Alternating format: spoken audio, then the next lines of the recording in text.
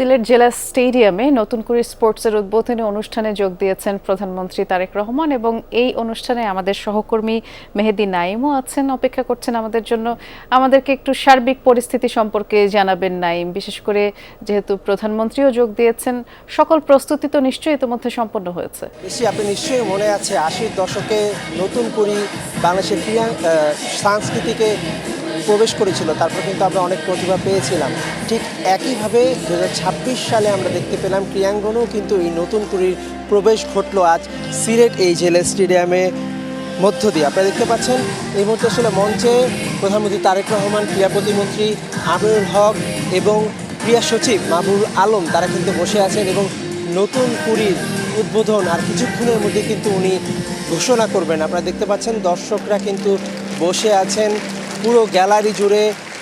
সারা বাংলাদেশ থেকে বিভিন্ন প্রতিভাবান খেলোয়াড়রা কিন্তু মাঠে আছেন এবং সামনে কিন্তু বিভিন্ন তারকা খেলোয়াড়রা বিভিন্ন ডিসিপ্লিনের এই অনুষ্ঠানটা দেখছেন এবং সত্যিকার অর্থে এটা কিন্তু একটা ইতিহাস। আপনারা জানেন যে বাংলাদেশের 64 জেলাতে কিন্তু অনেক প্রতিভাবান খেলোয়াড়রা আছে বিভিন্ন ডিসিপ্লিনে, তাদের কিন্তু আসলে প্রতিভা বিকাশ করার সুযোগ থাকে না।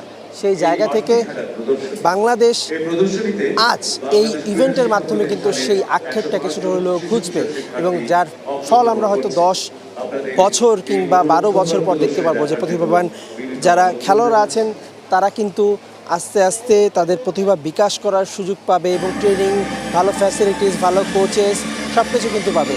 সেই জায়গা থেকে বাংলাদেশের যেই অ্যাথলিটরা আছেন তারা যেমন ক্রীড়া ভাতা পাচ্ছেন, তারা যেমন ভালো ট্রেনিং পাচ্ছেন প্রতি মাসে, ঠিক একইভাবে কিন্তু তারা আরও ভালো খেলার জন্য বিদেশি যে ট্রেনিং আছে সেগুলোও কিন্তু তারেক রহমান আজ বললেন সেগুলো নিশ্চিত করবে। সেই জায়গা থেকে আসলে তারেক রহমান আর কিছুক্ষণের মধ্যেই এই যে নতুন করে স্পোর্টস প্রতিভা অন্বেষণ আছে সেটা শুরু করবেন এবং বাংলাদেশ একটা নতুন দিগন্তে পা রাখবে, বাংলাদেশের ক্রীড়াঙ্গন একটা নতুন দিগন্তে পা রাখবে, যেটা সফল হলে বাংলাদেশের অলিম্পিক পদক জয়ের যে একটা আক্ষেপ ছিল সেটা দূর হবে। তো বেশি এই ছিল সিলেট থেকে আমার কাছে সবশেষ।